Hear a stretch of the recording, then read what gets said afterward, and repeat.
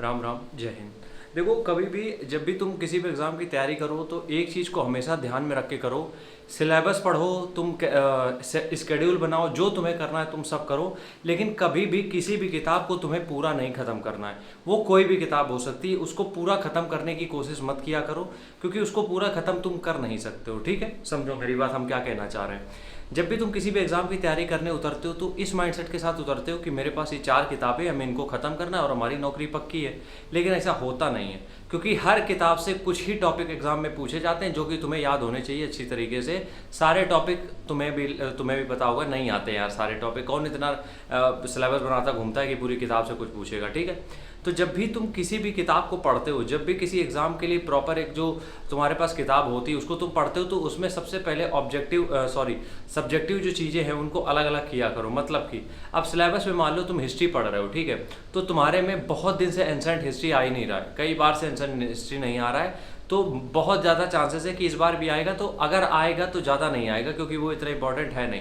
अब होता क्या है, एंसेंट हिस्ट्री को समझने में बहुत टाइम लग जाता है। क्यों? क्योंकि उसमें बहुत सारी चीज़ें होती हैं। तो हो सकता है किसी तुम दूसरे सब्जेक्ट का टाइम, या फिर किसी दूसरे जो जिसमें स्कोरिंग जो सब्जेक्ट है उनका टाइम तुम इसमें लगा रहे हो, जिसकी वजह से हो सकता है कि बाकी की चीज़ें डिस्टर्ब हो जाएं।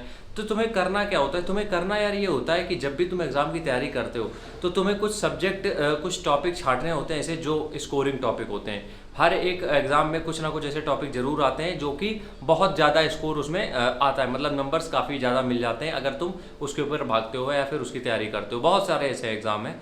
लेकिन कुछ ऐसी भी चीज़ें होती हैं जहाँ पे तुम्हें ये समझना पड़ेगा कि जो बिल्कुल लेस इंपॉर्टेंट है, मतलब कि उनकी इंपॉर्टेंस इतनी ज़्यादा है नहीं, इतनी ज़्यादा इंपॉर्टेंस नहीं है। तो उन चीज़ों को तुम्हें कॉन्कर करना पड़ेगा। जो इंपॉर्टेंट नहीं है उनको डिलीट करना पड़ेगा, जो मोस्ट स्कोरिंग टॉपिक हैं उन पे फोकस ज़्यादा बढ़ाना पड़ेगा।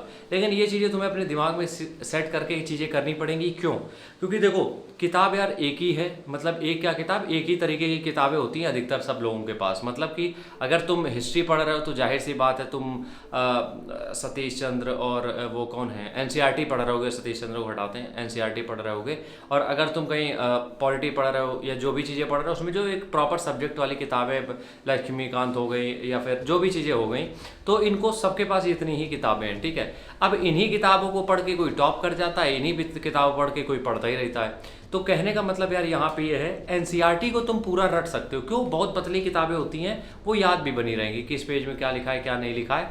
लेकिन जब लक्ष्मीकांत की तरफ बढ़ते हो तो किताबें तो तुम पूरी पढ़ते हो, लेकिन उसमें कुछ ऐसी चीज़ें होती हैं जो तुम्हारे एग्जाम के लिए बहुत इंपॉर्टेंट है। तो उन जो टॉपिक्स हैं उनको कहीं अलग लिख लो या उसी में टिक कर लो। उनको बार बार चीज़ें करनी होती, बाकी की चीज़ें होती हैं उनको थोड़ा सा छोड़ना पड़ता है। अगर ये बड़े एग्जाम को साइड में रखते हैं, हम छोटे एग्जाम की तरफ चलते हैं।